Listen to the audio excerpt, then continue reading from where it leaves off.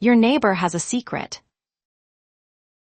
Not an affair, not a second family, not unpaid taxes. A bomb. Last Tuesday, at 5:30 in the morning, a woman 25 steps from her neighbor's garage heard a pop. Then another pop. Then the walls of her house moved. By sunrise, investigators in hazmat suits were pulling crates of illegal explosives out of the rubble. And somewhere in that rubble, they found parts of a man. Not his body. PARTS. So here's the question you need to sit with. How many garages are on your street right now, and what's actually inside them? Jefferson Park, South Los Angeles. The kind of neighborhood where people say good morning, where kids ride bikes, where nobody locks their front gate because they've lived there for 20 years and never had a reason to. This woman had been sleeping 25 steps from that garage for who knows how long. 25 steps. Inside that garage, stacked floor to ceiling, crate on crate, was one of the largest illegal fireworks caches investigators had seen inside a residential property. Not a warehouse, not a storage unit. A garage. In a neighborhood surrounded by sleeping families. LAPD showed up. HAZMAT showed up. The entire block was evacuated.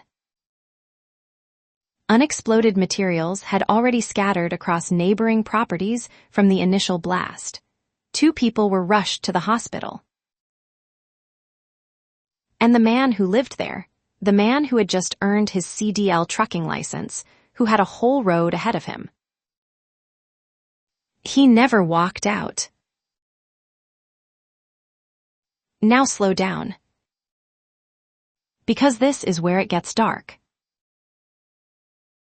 Fireworks are completely illegal within Los Angeles city limits, not restricted, not regulated, illegal.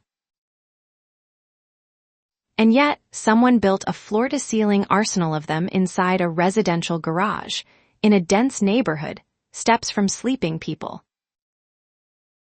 The question isn't how it exploded. The question is, how long was it already there?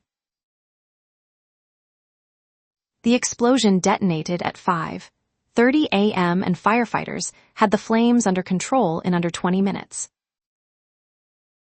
20 minutes. But the real danger had already happened, because the blast had scattered unexploded ordnance across multiple nearby properties. This wasn't a fireworks accident. This was a detonation event inside a civilian neighborhood. The difference matters. A witness spoke to the medical examiner on scene. You know what they were told? We found parts of him under the rubble. Not we found him. Parts of him. That is the level of destructive force that was sitting behind a garage door on a residential street, with families sleeping on both sides. As of tonight, no criminal charges have been filed. Investigators are still, quote, determining whether charges are warranted. A man is dead in pieces. An entire block was nearly leveled. Illegal explosives were stored inside a home. And the system is still determining. Ask yourself, if this had happened to a family in Beverly Hills, would they still be determining? Here's what this story is actually about. It's not about one reckless man. It's not even about illegal fireworks. It's about the invisible contract you signed the moment you moved into your neighborhood. The one that said, "We inspect these properties. We enforce these codes. We make sure nothing deadly is being stacked behind your neighbor's door while you sleep." That contract was never honored. The woman in Jefferson Park didn't fail to protect herself.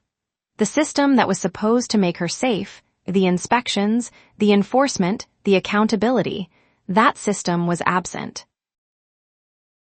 Completely, silently absent. And here's the part that should keep you up tonight. You have no way of knowing if it's absent on your street too. None. He got his trucking license on a Tuesday. By Wednesday morning, someone else's secret had turned him into evidence. If this cracked something open in you, subscribe. Because we find what the system hopes you never ask about.